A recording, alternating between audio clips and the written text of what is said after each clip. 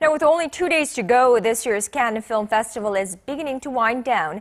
The big films have screened, the stars have made their appearances, and everyone is waiting with bated breath to see who will pick up the coveted Palme d'Or on the Croisette this year. A few bookies' favorites from Cannes regulars have emerged over the week, but there's still plenty of room for surprises. While none of the Korean films at the festival are competing for the top prize this year, a few of them have made a very strong impression with top film critics from all around the world in the south of France. So here to guide us through the top picks at Cannes and the success of Korean films at the festival is our very own film critic, Pierce Conran. Good afternoon to you, Pierce. Hi there, how are you? So we are heading towards the finale of this 11-day run in the French Riviera, and we want to get a feel of what it's been like so far. Cannes has notoriously tough audience members, we know that, and there's a culture of people booing at the end of a film rather than standing ovations. So have that been the case this year as well? As of previous years, that is certainly one of the big elements of the festival that people kind of remember. I mean, there's always either very strong reactions for big standing ovations or just massive boos, and it's a funny thing that happens. But even then, it doesn't mean that audiences around the world will dislike them. But this year, there haven't been too many films that have been outright derided. I would say just a couple. I mean, in competition, there was Atome Goyan's The Captive was not very well received, or actually Ryan Gosling, the famous actor, his debut as a filmmaker, screened, not in competition, but its screening did receive a few boos, a few applause as well. But nothing was got too bad a reaction this year, as far as I can tell. So, there were more jeers and whistles, I suppose, as opposed to boos this year than previous years. Well, so among the well-liked films, what are the strong contenders for the coveted Palme d'Or this year? Well, seeing we are speaking a little soon, there are still a few films screening today, so it's not quite all seen and done. But there have been a few favorites have emerged. One of the early films to screen was the Turkish film Winter Sleep from the auteur, I'm sure I will not pronounce his name correctly, Nuri Ceylan.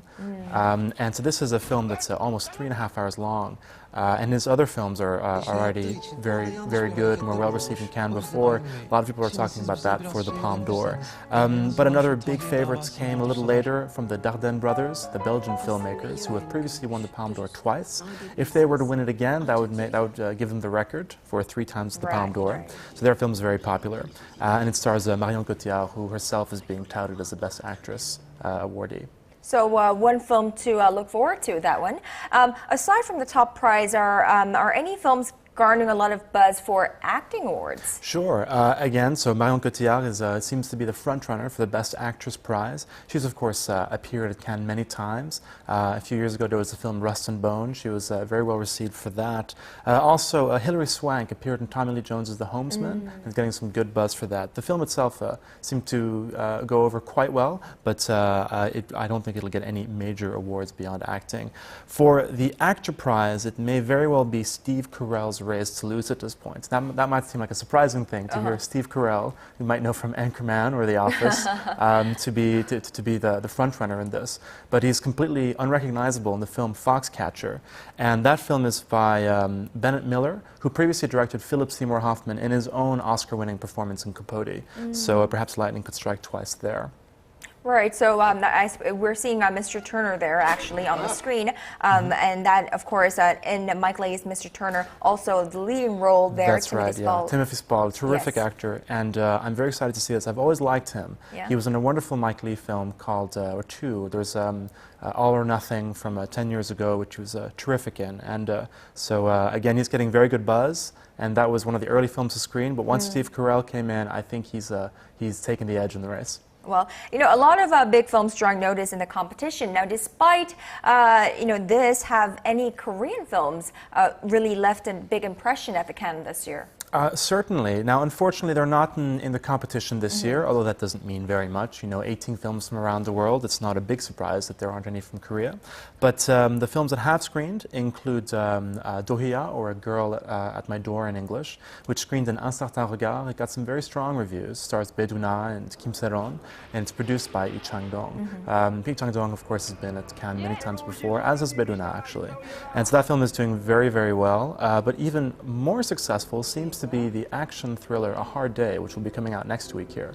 And that film has gotten unanimously glowing reviews from critics, and I'd have to agree. In fact, both films are terrific, and I'm glad that they found an audience in Cannes. Right, what about the Target? I mean, we've been hearing a lot about that, and the Target is actually playing at the cinemas here right now. Any appraisal there, or what? The Target just screened yesterday, and it's gotten kind of a lukewarm response. It's people are calling it kind of a serviceable thriller, which I'd have to agree with. And the film has been very successful here in Korea, so its reaction at Cannes is somewhat moot at this point. But I wonder, the film is a remake of a French film thriller called Point Blank, so perhaps the French connection helped get it into the lineup this year.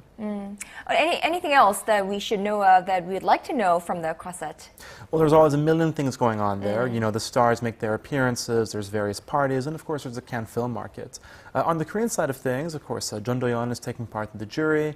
The actress Song Hye-kyo appeared on the Croisette to support her new Chinese blockbuster, The Crossing, directed by John Woo. And then the Korean Film Council had its annual Korean Film Night in France, and this year they awarded Thierry Frémaux, who is the director of Cannes, they awarded him the Special Medal of Honor in service of his, or to recognize his services to contributing to the worldwide acclaim of Korean cinema. Really? So what does it mean to receive that medal, that honor? It's a medal awarded by the government itself, and it essentially the Korean means, government. Yes, yeah. And so it essentially means that, and it was awarded by Kim Dong-ho, who was the former director, the guy who founded the Busan International Film Festival, and now is the chairman of the Presidential Committee for Culture. And it essentially means that Korea is very grateful that someone has made a huge effort to promote Korean culture around the world. Right. As for the Song Hye-kyo's new Chinese blockbuster, The Crossing, have you had the chance to check it out? That film won't be coming out for a while. It'll be a big winter release. It's going to be probably a huge hit in China, and I wonder, it could do very well here. Of course, Song Hye-kyo is in it. She was also in Wang Gaoyi's The Grandmaster, so it's her second big Chinese film. And John Woo's previous films like Red Cliff were very popular here in Korea. Right, so we look forward to that as well. And it seems to me Song Hye-kyo likes to act in a Chinese director's films, it seems like. Yeah, I mean, she's been approached by really big filmmakers. It's no surprise that she hasn't turned them down. And you know, she's obviously very glamorous. You know, a beautiful woman that has gotten a lot of people interested in her.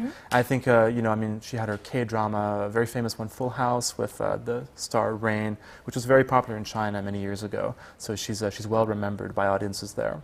Well, you know, a few more days to enjoy the sun there, and of course the stars and the films, the brilliant films that will be featured at the Cannes. And although we would like to be there, I mean, we didn't feel like we missed out a lot thanks to you, Pierce, and and we hope to see you another great coverage next week. Thanks very much. Look forward to it.